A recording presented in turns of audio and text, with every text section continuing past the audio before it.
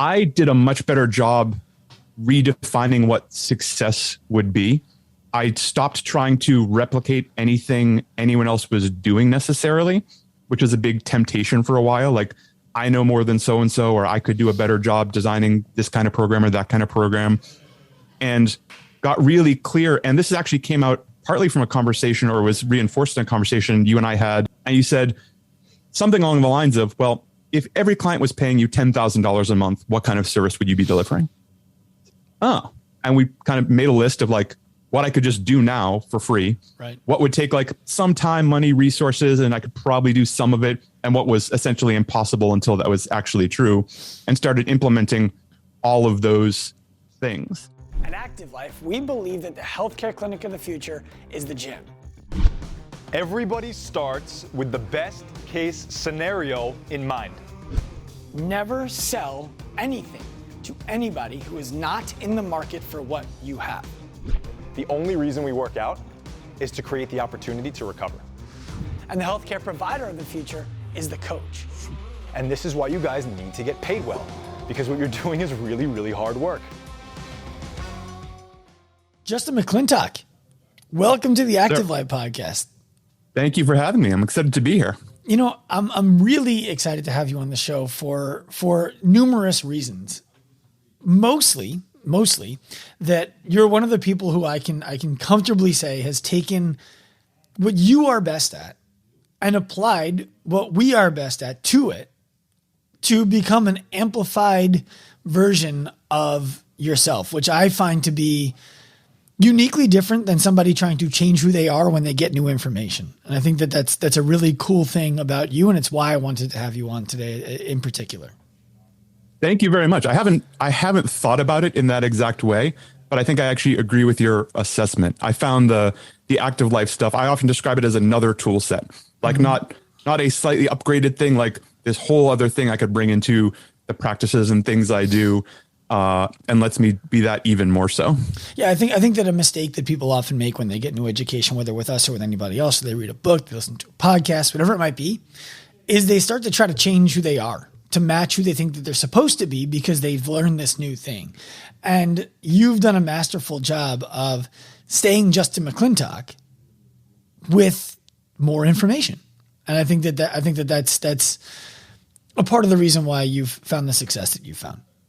Well, thank you very much. I really appreciate that. I think it's, I think having a little bit of experience before I ran into y'all is very helpful with that, like sort of understanding who I am and how I operate best. Mm-hmm. I feel like I had a relatively clear view of that first, which is really important. So I didn't try and become a Dr. Sean. Yeah, good idea. Not because you couldn't, because it's just, you wouldn't want to be. It's totally different. So yeah. I want to tell you something that you've inspired me to do and then ask you a question about it. Okay. Oh, goodness. Well, you walk to work and you record yourself on your walk. That's kind of like you're building the Instagram story part of your day. I find that doing that for me is actually stressful. I like to walk so that I can relax and listen to music and just kind of get into my own head. Something that recently happened to me on my walk, and I was like, I wonder what Justin does if this happens, is the socks I was wearing started to roll down the bottom of my shoe to the point that I kept on pulling them up. And I was about a third of the way to my office.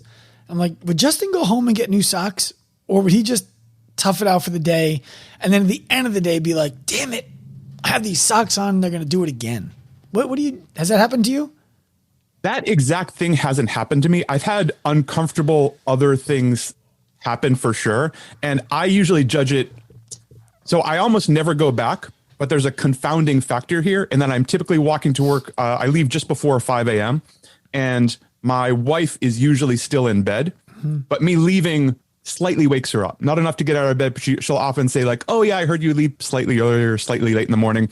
So I know if I come back to fix it, I'm also going to wake her up.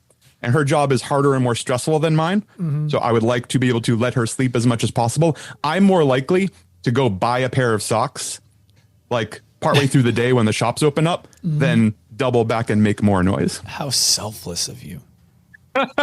Oh. It's a small compromise, I think. Yeah. I think so too. I think that's actually one of the rare instances in which we find win-win. because you get a new pair of socks to replace an old pair of socks that I like to call quitters. When socks start rolling down the foot, I call them quitters. Yeah, you can throw them out in the store. Be like, I'm going to wear these out. Yeah, exactly right. And your wife doesn't have to wake up early. So, Justin, moving to more serious topics, obviously you're one of the people who was an early adopter of our ALP mentorship curriculum. And I really want to talk to you a lot about your career.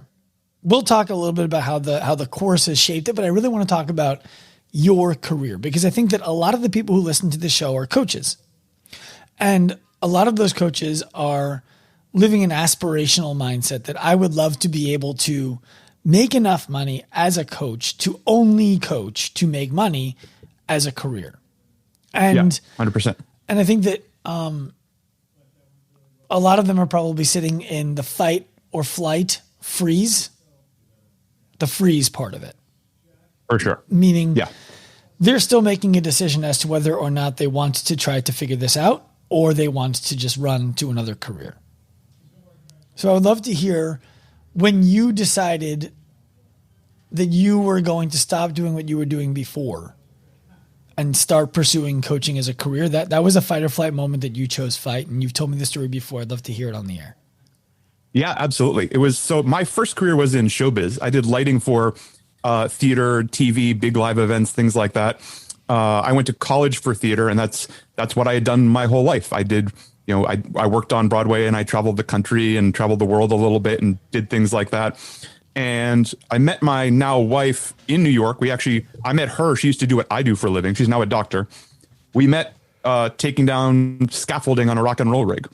And she was very strong and very agile. I said, what an incredibly beautiful, talented person. I should get to talk to her. Yeah.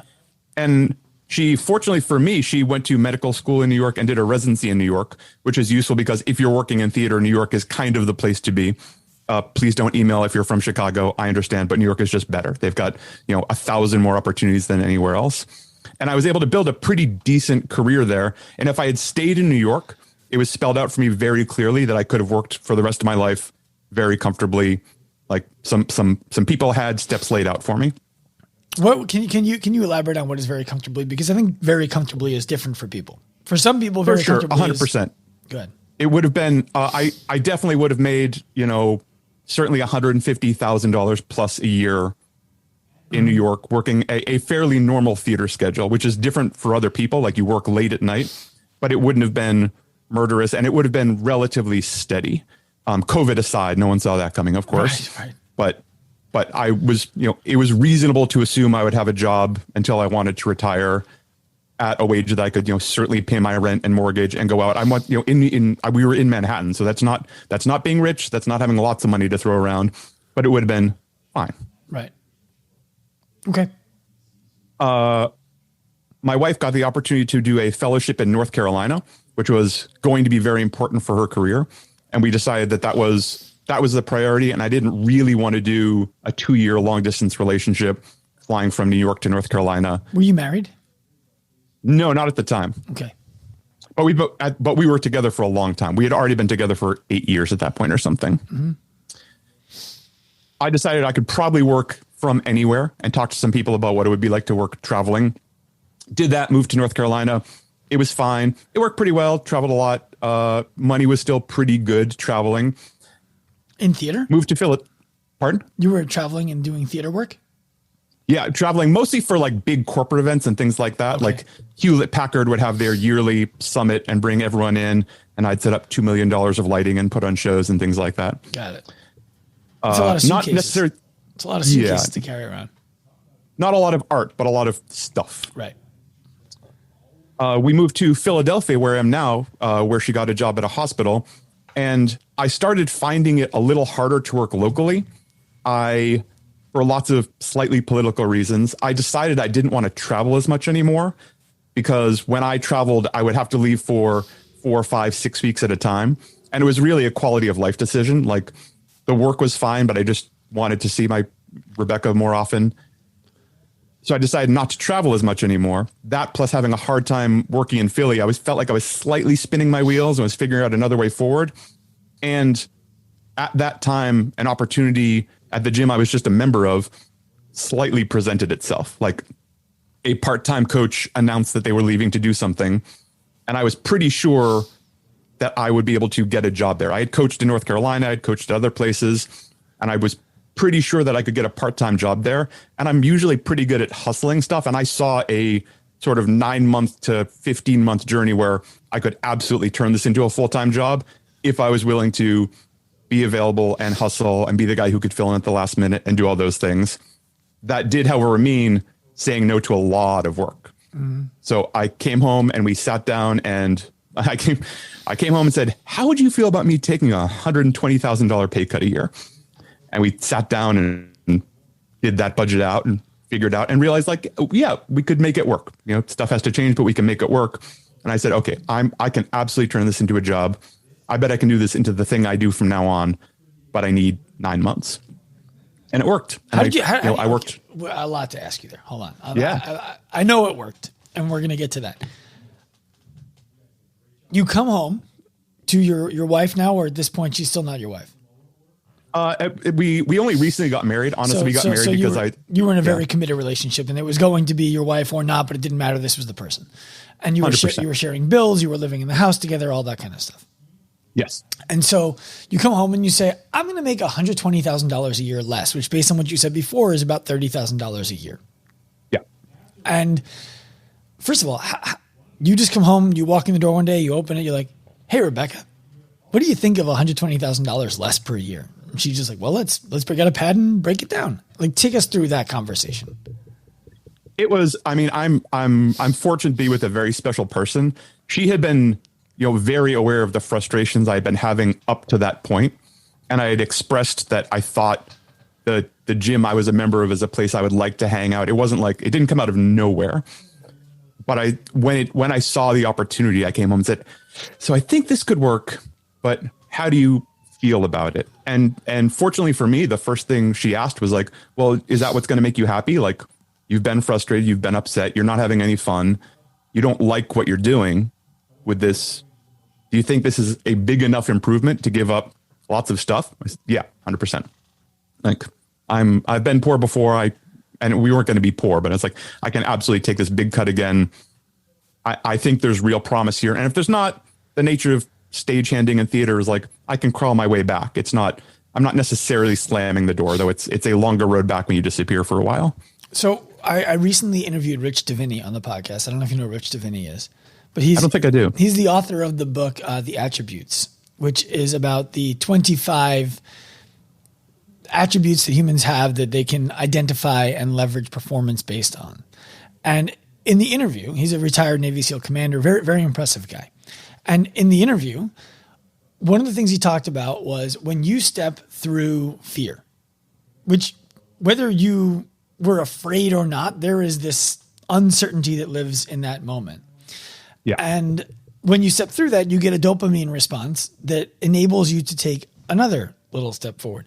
When you came home and told Rebecca that, offloading that, did that give you a sense of calm, relief, excitement? Do you remember?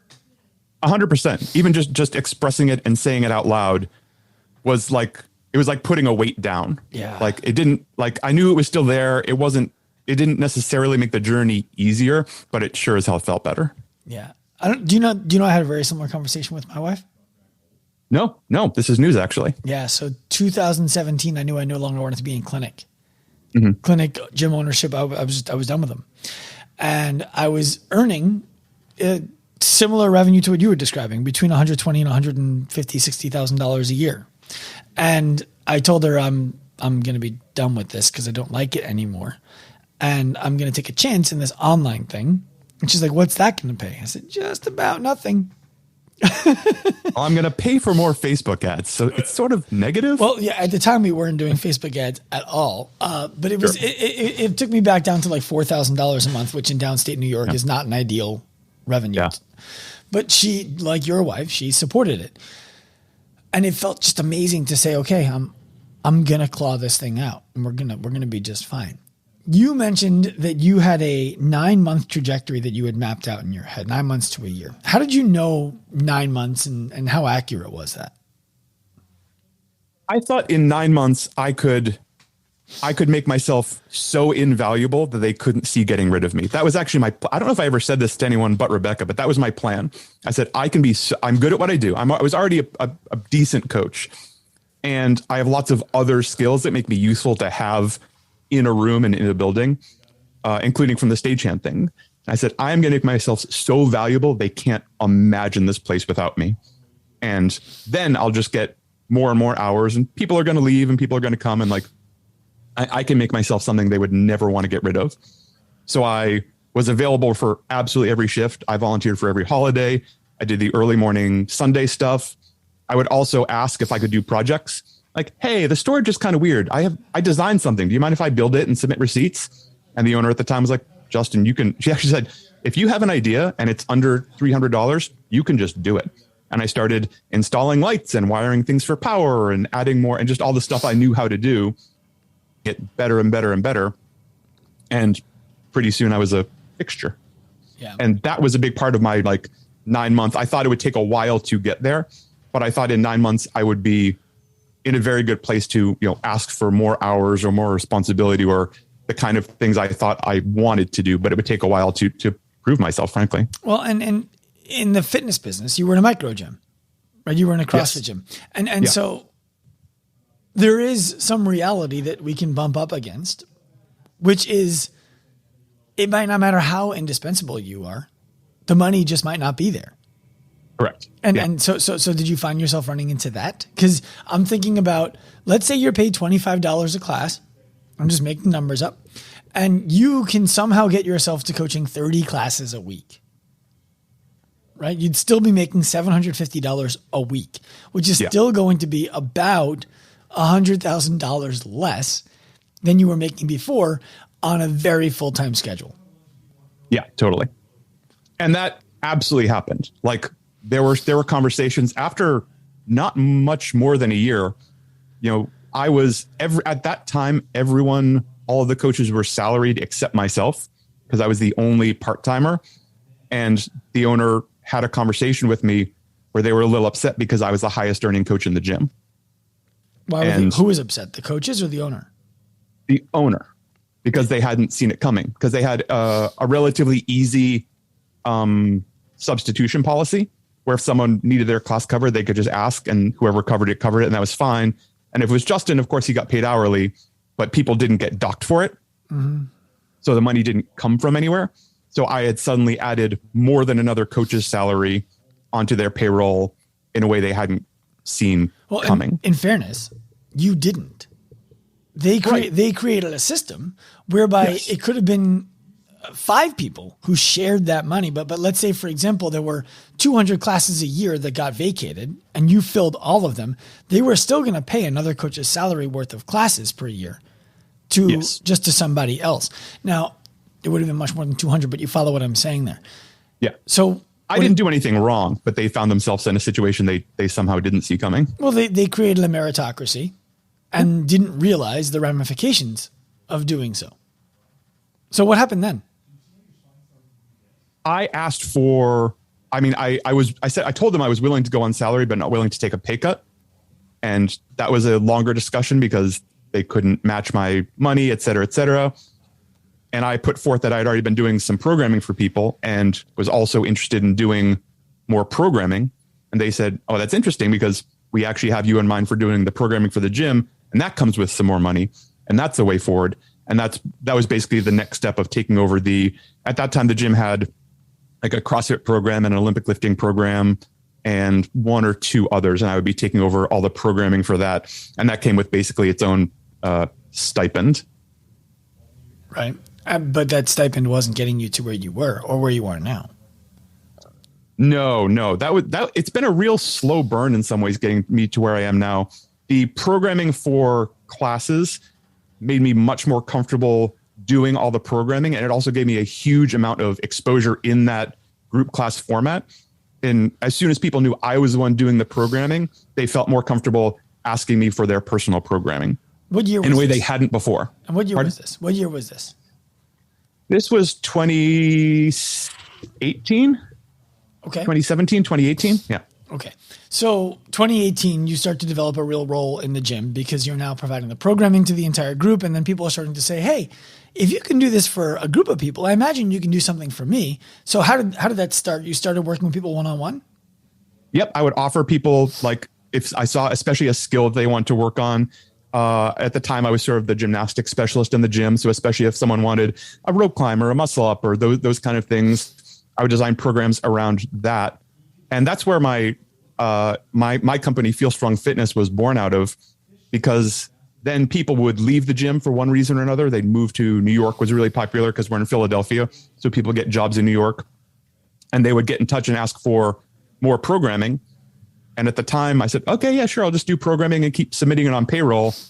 And the owner understandably didn't want to process payroll if he wasn't getting a cut of it. Mm-hmm. And kind of offhandedly told me I should probably go form an LLC or something if I wanted to do that. So I went home and started a business. Well, that was pretty good advice.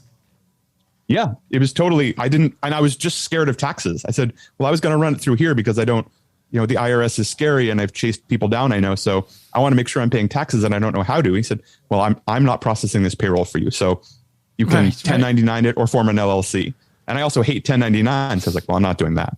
I guess I'm going to form an LLC. Did you do LLC or I know an SCorp is a type of LLC, but what's your classification? I'm an LLC. Talk to your CPA. Okay. Yeah. I'm not a tax expert, but I think you would rather be an SCorp. Oh, I'll ask. I'm very close with my accountant. They're wonderful. Yeah. I don't know if that's a New York State specific thing, but certainly it made a significant difference for us. Significant. Oh, good to know. Yeah. Anyway, back to you. So you said it was a slow burn going from coaching classes to where you are now. Can you first, let's make this like a good movie. Where are you now? And then we'll go back in time and bring it back forward on that slow burn. Where am I now in regards to like, how do I spend my time or money or what? Whatever you're prepared to share. Oh, I'm happy to be transparent. I'm that's all fine. Now I've got about, as of right now, I have about 38 clients with Feel Strong Fitness. That's a mix of online only and in person. I think it's 4 or 5 in person, and the remainder, I guess that's 33 online. I coach 3 or 4 group classes a week in the gym, and I'm still in charge of their programming for all the various programs that get run. I also do some personal training, in-person programming with gym clients, and those are two separate client groups that end up overlapping sometimes. Mm-hmm. But if it comes through the gym, it's a Subversus Fitness client. If it comes from somewhere else, online only, it's a Feel Strong client. Okay. And have you reached the pay that you were making when you were working as a stagehand? It's close. Okay. My goal this year, I had a sort of a moment in March of this year where I felt it was pretty challenging professionally. And I decided that I was going to make this the year where I was definitely making 6 figures only from coaching. Right. And I'm supposed to check next week to see where I am, but I think I'm ahead of schedule. Okay. So let's go back to the early slow burn. Sure. Right. Because what you're describing there is something that I think most people in the coaching world, quite frankly, can't fathom happening for them. The idea that they would make 6 figures plus in a year as a coach only is like, no, that's not a real thing. Now, obviously it is. And the way you described it, it sounds like you're working less than 30 hours a week on the coaching doing that. Is that about right? Yes. This year, I would also say I have the easiest schedule I've had in 5 years, and I'm easily going to make the most money. What does an easy schedule mean? I generally, most of my in-person clients are in the morning. Mm-hmm. So I walk in really early, like we talk about. I'm usually done by 8 or 8:30 in the morning. I do 3 or 4 hours of computer work, and the rest of the time is my own. That's fantastic. Good for you. Pretty dope. Yeah, good for you. Now, do you find that the other coaches in the gym, the other coaches who you communicate with outside of, for example, the ALP mentorship program, mm-hmm. is there animosity there? No. And it's interesting. I don't think so, at least. It hasn't been expressed, partly because from the very beginning, I was trying really hard to make sure that the gym and the other coaches were winning.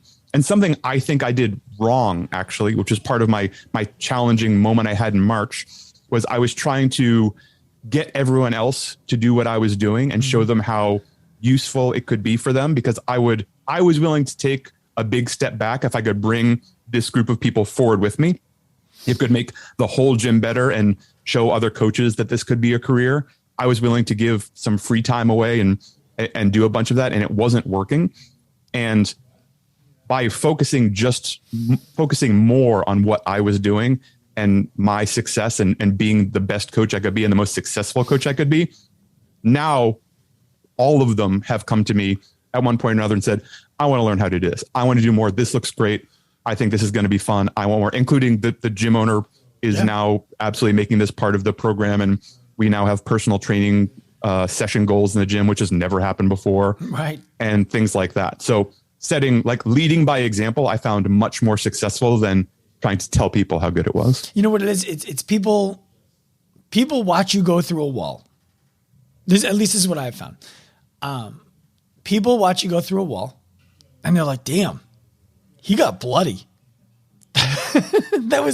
He got bloody going. That looks like it hurt. Yeah. I don't know if I want to go through that wall. And then they get closer to it because they're like, do I want to go through? He looks really happy on the other side of that wall. Do I want to go through it? And they get closer to the wall and they're like, oh, wait a minute. He put a hole in the wall. I don't have to go through it the same way that he did. And then they start to kind of climb through the wall, and maybe they get nicked up here and there, but they're not getting bloody the way that you did. Yeah, exactly. And I think that's part of our, I think that's part of our job, like as coaches and leaders and entrepreneurs and leaders of people, is like learning the hard lessons and then creating a step over at least some of those hard lessons. Like, so here's the 9 things that didn't work for me, at least. And this is the thing that worked. May I suggest you at least start here before you try these other 9? Right. You know, it's funny. I had this conversation with Kelly Starrett when I brought him onto the show, and I told him he was the guy that went through the wall that allowed me to approach the wall with much less fear. That totally makes sense. I never made that connection, but that absolutely makes sense. Well, you know, he was here first. He was doing the thing first. And I've never tried to be the next Kelly Starrett. And I've always avoided in any way, shape, or form trying to tear down Kelly Starrett. And my interest has always been to be the first me and to attract people like you to become the first you. So when you start working with coaches in your own gym and with the owner in your own gym, and when I say your own gym, I mean the gym that you work at. Yeah. How do you balance that? Because I think that a lot of coaches who are going to listen to this will say, I would love to make $100,000 a year working as a coach. The gym owner, though, would never allow it. When the gym owner might, how does a coach approach a gym owner and provide an opportunity for everybody to get what they want to get out of this thing? Well, that's exactly it. Like, you have to approach it as, why would this be useful for the gym owner? Like, how is it only a win? And make a list. Like, first of all, here's how you're going to get paid from it. Like, first and foremost, like, your bottom line is at least safe, if not going to be very useful. I started paying my gym owner fees for when I would bring people there to train long before they ever asked. They're like we're very friendly. We have a great relationship. I asked if I could train some people there. He's like, yeah, as long as there's space, like, stay out of the way of classes, but that's fine. Do whatever you want. And I said, great. I'm going to, like, what's the fee? He said, oh, I don't like, you can just do it. I'm cool. Like, as long as there's room. I said, absolutely not. Like, we're getting paid for this. Tell me. And he said, great. How about a drop-in? So every single session I hold with a Feel Strong person in that gym, the first of the month, I cut a check for the previous month, and they get a check. And I think they notice the check keeps going up and up and up and up and up. Right. And that has to be at least somewhat useful. I'm not, it's not many thousands of dollars, but it's useful to them. So there, and as well as potential retention, we know that personal training is great for retention and showing value. Mm-hmm. It can be great for coach retention, right? And this was certainly the case with me. Like, I was chomping at the bit and needed more, and they gave me space to play and do whatever I want. Or I think I would have ended up going elsewhere if I was stuck at whatever $40,000 a year and only group classes and feeling like I wasn't moving forward. People are going to do something else or get completely burnt out and jump ship entirely. Well, I think it takes a lot of maturity on both your behalf and the gym owner's behalf to create an environment in which you can feel inspired to grow a personal brand. Because a lot of gym owners will look at a staff member building a personal brand as a threat to their gym. Totally. And a lot of coaches who would build a personal brand would do so in order to pose a threat to the gym in which they work. It's a I'll show you kind of thing. Where did that kind of go ahead? No, I was gonna say, where do you find that balance? Because I mean, when I say that balance, I know you never even considered doing it the way that I just described, where it's like, hey, you're not gonna pay me. I'll show you how much you're missing out on by earning it, and then you'll be sorry. I know you're not doing that. How do you keep a clear mind when you're basically getting to build a business within somebody else's business that they may lack the awareness can be built until you've done it? Part of it helps that I didn't want to do exactly what they were doing. Like at the time I started, we were doing zero personal training, essentially. You know, the occasional, we have an internationally competitive weightlifter, and she would train a person every once in a while, but like a session or two a month kind of thing. So nobody was doing it. So what the specific thing I was doing was no kind of competition. I think if a coach find themselves thinking those thoughts, like I could do this so much better, like that's how so many CrossFit gyms have opened, right? Mm-hmm. Like the head coach wants something more or hates the way they do their mobility. So they go buy a building and start a gym, and that may or may not work out well. But I was really interested in adding on in a big way, sort of like how I described Active Life earlier. I'm going to take this whole other tool set and deliver it to you.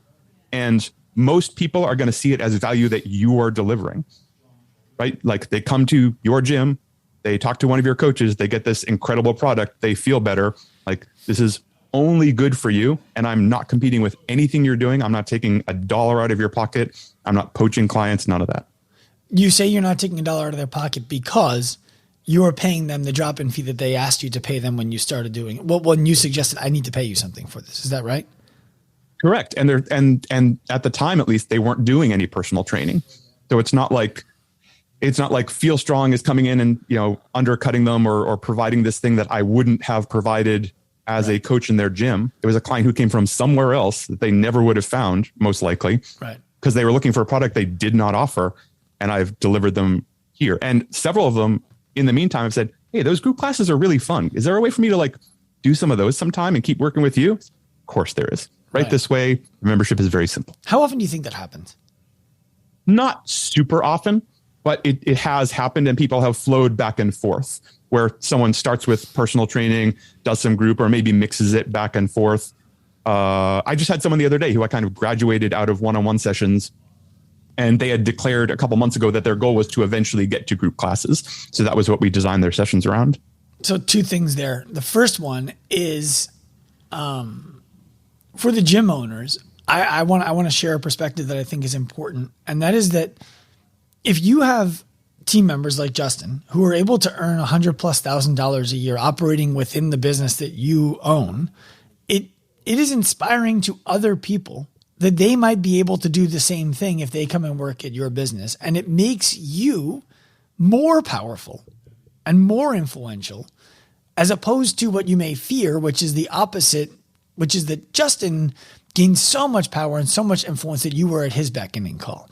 And I think that that's a really important thing for gym owners to wrap their mind around. I interviewed Hannah Eden a long time ago on this show, and she was talking about how she had a rock star staff member who was just growing so fast, both online and in person. And she was like, that was exactly what I wanted. I wanted to keep that person because it showed people you could become this working in Hannah's gym. And I think that that's really valuable. Now, the next thing I want to talk to is you just described people graduating personal training and going into the group class, that was their goal from the very beginning. A lot of coaches have fear around their clients no longer needing them. Talk about why for you, a client no longer needing you is a compliment. I think it's a huge success. One of the things we strive for as Feel Strong, I strive for as Feel Strong. I often speak in the royal we are on business. I don't really know why. Because you're perhaps being aspirational to what you intend to be, and you're speaking as if you already are. That's exactly what it is. I know exactly why I do it, because so that 4 years from now, someone can be looking at a piece of content and understand that it comes from the team. Right. the ability to create autonomous clients is a massive success for any coach. Like, ideally, you are doing such a good job and providing so much education within what you're doing. Even if you're not deliberately educating, you're showing them how to do these things. You're describing the right ways to do it. You're making corrections. You're changing their program in very small ways so it meets them exactly where they are. So I think in theory, if someone works with you, for a time, 6 months, 9 months, a year, whatever it is, they should be able to do a lot of this on their own if they wanted to. And I certainly, like, when someone comes to me and says, I think I have everything I need, I feel really good, I'm totally functional, I feel like I can just do whatever I want. And that was always the point. I think I'm good. Like, super double high five. I'm over the moon. I'm incredibly excited. Most of my long-term clients, honestly, could do this. Mm-hmm. I have people who've been on the books for 3-4 years. If they wanted to, they could probably write their own programming. They could probably design their own cycle, but they have some very big, lofty goals. They really value the outside set of eyes, and they frankly don't have the time to do that kind of stuff. So they're happy to offload a lot of that work and get my perspective on it. Well, what you're talking about is seeking want instead of seeking need. And I think that I want you all to imagine you're sitting around your dinner table with family and friends, and it's a big, happy group. And you've been working with somebody for 4 years, and you still haven't gotten what you signed up to get from that person, but you're getting closer. You tell all of your friends and family that they should go and work with this person because they're just so great. They look at you and they say, you started working with this person 4 years ago and you haven't changed to us, right? Like nothing about what you're doing here seems to be working, but you're a great client for the coach because you keep paying. You're very unlikely to be able to reliably refer. Yeah. Now imagine a different situation. You're at that same table. You got exactly what you signed up for. You can tell stories to your friends about what you got from that coach. What about your life is better and why? And then when they say, do you think they could help me? You say, yeah, absolutely. You make the introduction. That's a person who can refer. Now, if you're a coach, which person do you want representing you at the dinner table with their friends and family? Of course. So do you regularly get referrals from your clients? Yes, that's a very high percentage of people who come to me. Do you ask for them or do they come naturally? I have asked in the past. I'm not as good about that as I should be. Mm-hmm. Partly, honestly, I think because things are going pretty well. I think if I had more open spots and things like that, I would do a better job beating the bushes for referrals. And I think I could get them, but it happens regularly enough. And whenever it happens, I, of course, reach out and say thank you and all of those things that it's, I don't have to ask that much for it. Well, I think that a part of the reason why you get clients so successfully is you strike me as somebody who is radically, transparently honest. And very much so. And what that means is I imagine that there are people who have come to you in the past who you've said, I don't think I should work with you. Yeah. This is a bad fit. Can you talk about that? Who would be a bad fit? And how long did it take you to know some people are just not a good fit? Oh, those are both good questions. Well, bad fit, anyone who wants, unrealistic results, we just walk away from. We don't do quick changes. I don't do, and I'm not throwing shade at anyone in particular, but we don't do 21-day challenges or any of that stuff. If someone has a wedding in 30 days and they want to cut 15 pounds, like I'm not your guy. It's not, I know how to do that, but I don't like doing it. And it's so unsustainable that I don't really want a part of it. Another group of people who fit into that category is people who have like acute pain or something where it's just outside of my scope. Like I do a fair amount of work of getting people out of pain very successfully. But if someone presents with something that I realize is just not my lane, I don't try and make it my lane. I have a decent network already of physical therapists and other people I trust. I said, this is great. You should go talk to these people first, or at least get cleared to work with me. I'm not sure this is my bag. Go talk to them, see how they feel about it, and then come back to me. Let's stay there for a second. Did you do that before you worked with us? I wasn't as good at developing the network before. I was okay at saying like, I'm not sure I can do this, but I wasn't as good at saying, actually, I'm not sure I can do this. my friend Nick is great at this and he works similarly like I do, but he's licensed and he can put his hands on you and put needles in you and like, go talk to Nick. If he says it's cool, he'll tell me what we think we should be doing. You can come back to me and we'll work together then. So that was definitely an evolution. What changed there?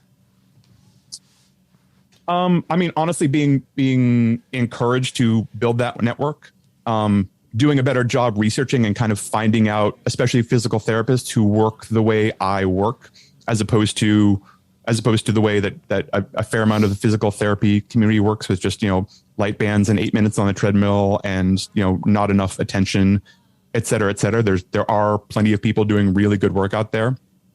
And I found some of them, which is also really helpful. So I think the combination of being introduced to the principles, as well as, through the active life education, having more vocabulary to be able to professionally communicate with these folks in a way that they found really useful. I think vocabulary that you understood and could apply. Yeah, I wasn't making it up. I could I could actually assess someone and note something and take a picture and send it to them and say, this is what I was thinking, but I'm not sure about this and this, and I actually don't know how these nerves innervate, so I leave this on your desk. How did you approach the physical therapist? Because I think a lot of coaches would love to have a relationship with a really good physical therapist, chiropractor, or otherwise, and they just don't know how to start those conversations. Most of mine, I spend a fair amount of time on Instagram, and I found most of them through there. Like, I'm looking locally, I'm looking around Philadelphia, and I found several that have an okay internet presence and we're obviously doing the kind of things that I do, meaning like working with weights and putting people through progressive programs and that kind of stuff. And I would just reach out and talk to them. I took one to coffee very early in the Active Life Immersion program. The first reach out I did was taking a physical therapist out to coffee, and honestly just making sure they worked the way I thought they worked and explaining some of what I was going for, and mostly to refer people to them. Right. Which they really enjoy. They said, "Oh, I thought you were going to ask me for clients." I said, if that happens, it'd be cool, but I'm looking for places to send people when I'm not the right person, because that also makes me look good. Mm-hmm. If I send them to a wonderful person who does wonderful work, then I also have more credibility and trust if and when they should come back somewhere down the line. Well, let's talk about that more, because I think that oftentimes people go into relationships like that and they're trying to do I scratch your back, you scratch mine. It works out really well. Everything is great. And that's not necessarily a bad thing. You want to be direct and ask for what you want. However, there's a time, there's a place, and there's a level of trust that I think it's valuable to earn before you start asking for that. So your long game could certainly be, of course, I want you to send me clients. Of course I do. Yeah. Your short game needs to be, I need to prove that that's worthwhile first, though. So do you get referrals from the physical therapist at all? I do now. The same one you took for coffee? Yeah, I've gotten one from them. I've gotten a couple other from Nick, who I mentioned earlier. Mm-hmm. And it's slow, but it's useful. And I feel really good about being part of that network, honestly. Well, I think people are always going to underestimate the speed of slow. And sure. When I say that, if you got one client a quarter, once every 3 months from a medical professional, that's 4 clients a year. If the average client is paying you, let's say $2,000 all in, that they just referred you $8,000 a year. That's significant.